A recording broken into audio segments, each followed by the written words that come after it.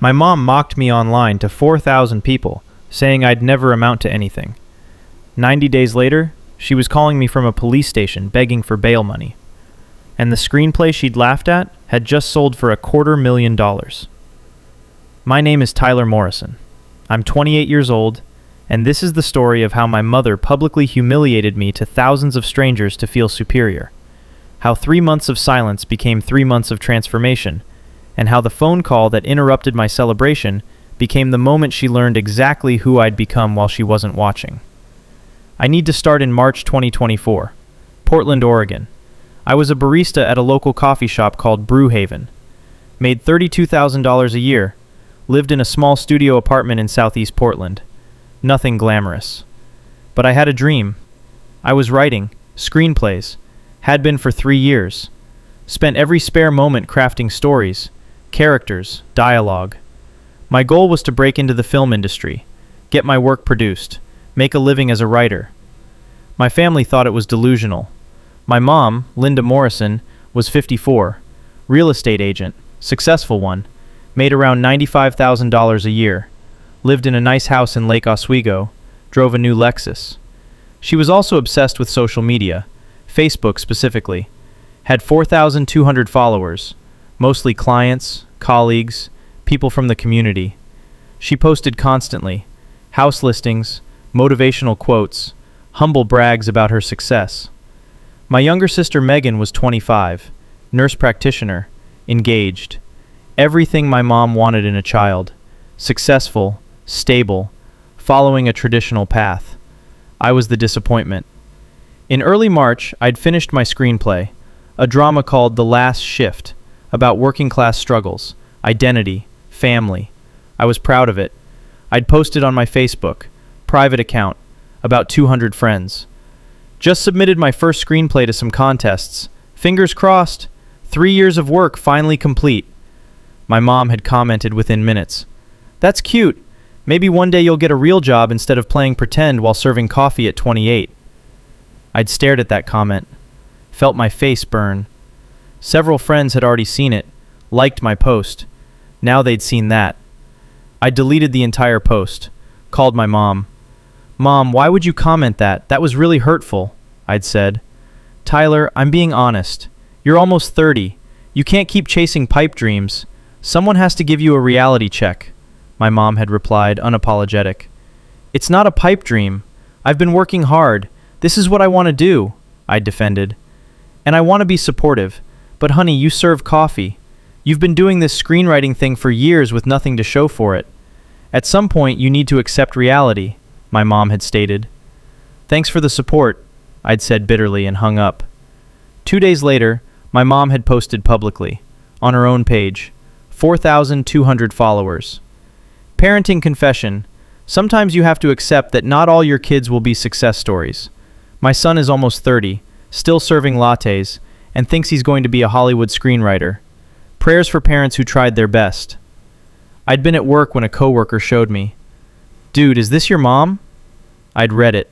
Felt sick. 340 likes. 87 comments.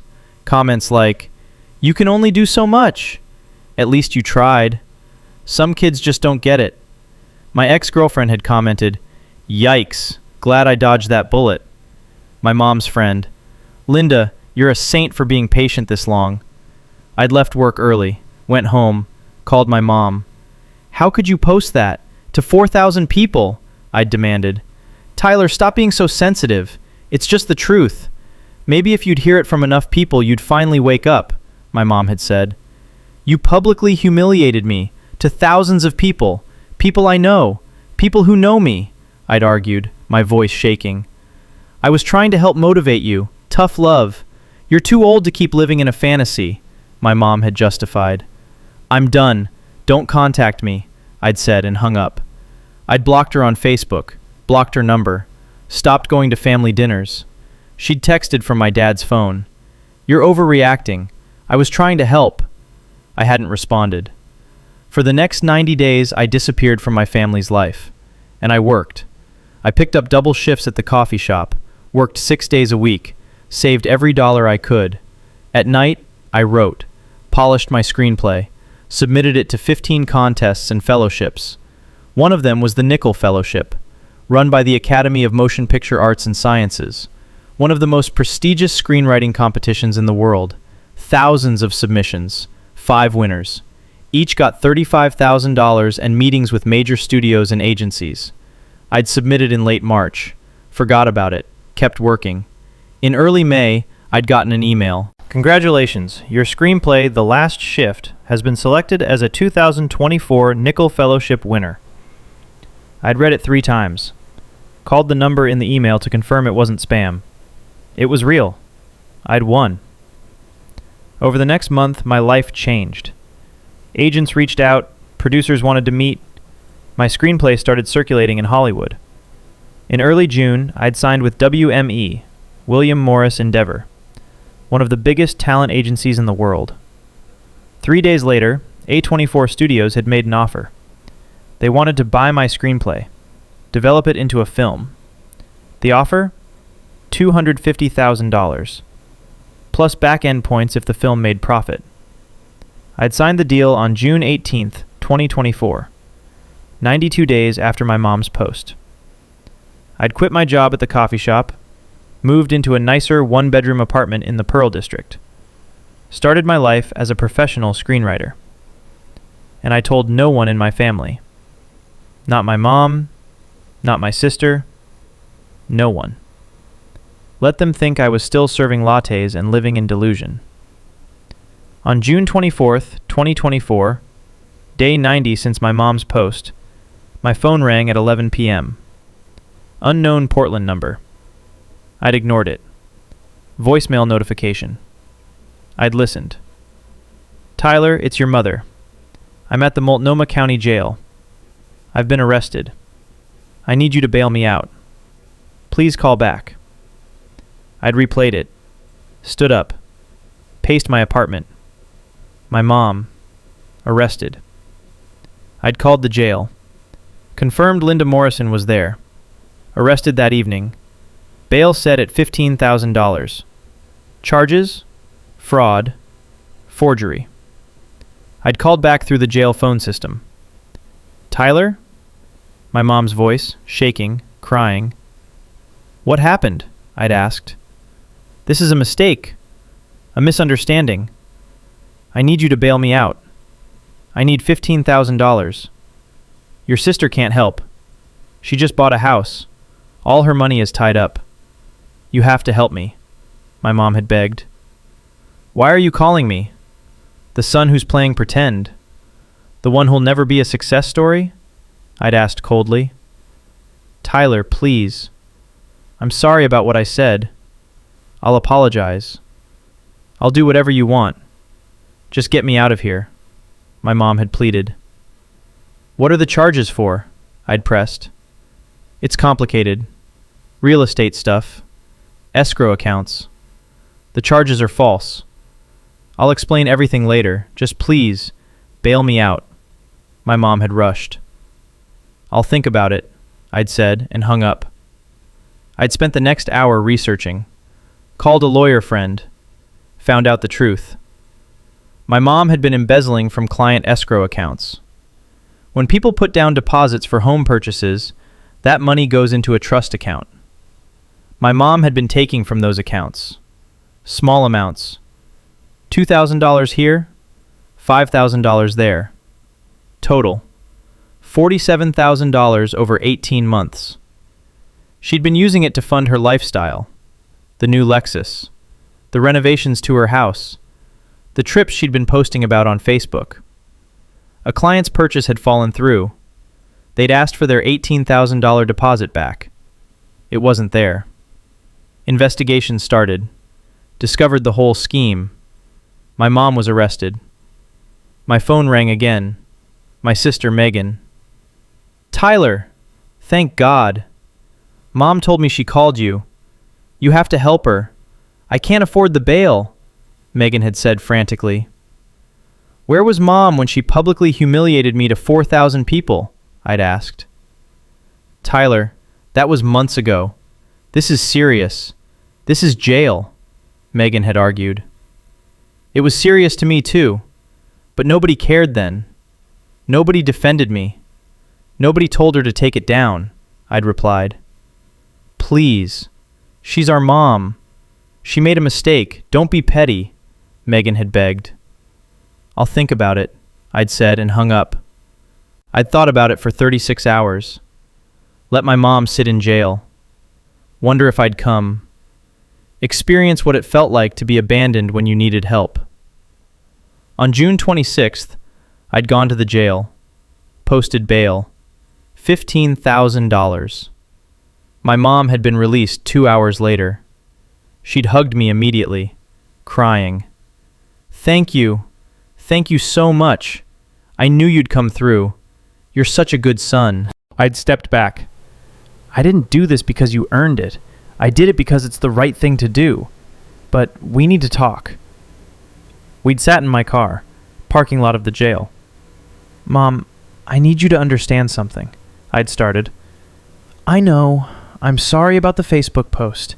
I was wrong. I shouldn't have said those things. My mom had apologized quickly. You meant every word.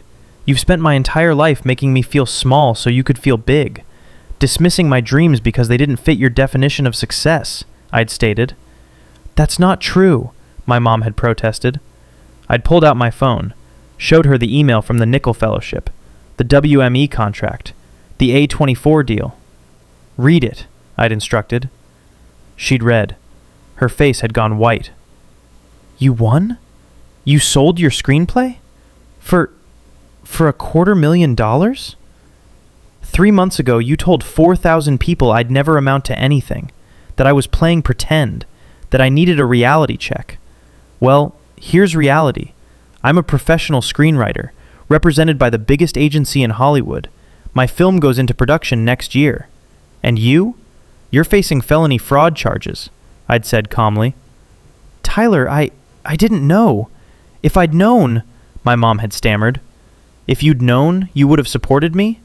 That's the problem, Mom. You only respect success you can see. You only value achievements that fit your definition.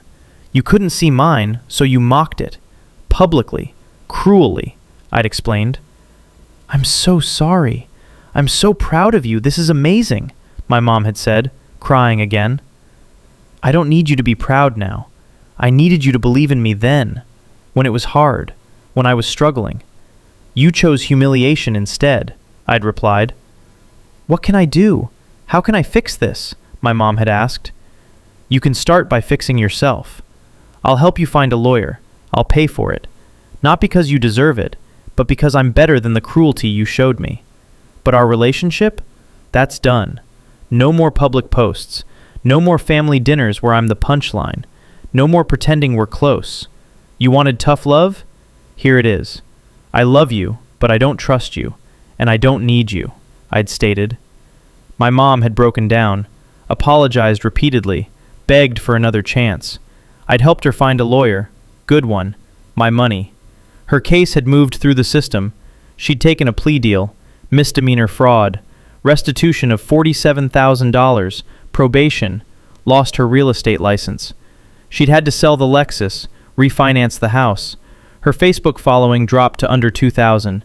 People unfollowed after the scandal. My career flourished. My screenplay went into production in early 2025. I wrote 2 more. Both sold. My mom tried to rebuild our relationship. Slow, careful. I set firm boundaries. She respected them. Here's what I learned. People who publicly tear you down to build themselves up always have hidden flaws they're covering. My mother's cruelty wasn't about me. It was about her own insecurity, her own need to feel superior while drowning in debt and crime. I also learned that real success doesn't need an audience's applause. It just needs your persistence. While my mom was collecting likes on a post mocking me, I was doing the work. That work spoke louder than any Facebook comment ever could. Most importantly, the people who mock your dreams the loudest are often the ones drowning in their own failures. My mother projected her fear onto me, her need for validation through social media, her financial crimes to maintain appearances. Those were her failures, not mine. And when her house of cards collapsed, the son she'd publicly shamed was the only one who showed up. Some parents celebrate your journey, Others mock it until they need you. Know the difference before you confuse their cruelty for concern. If this story touched your heart, hit that like button and tell me which country you're watching from. I love hearing from all of you.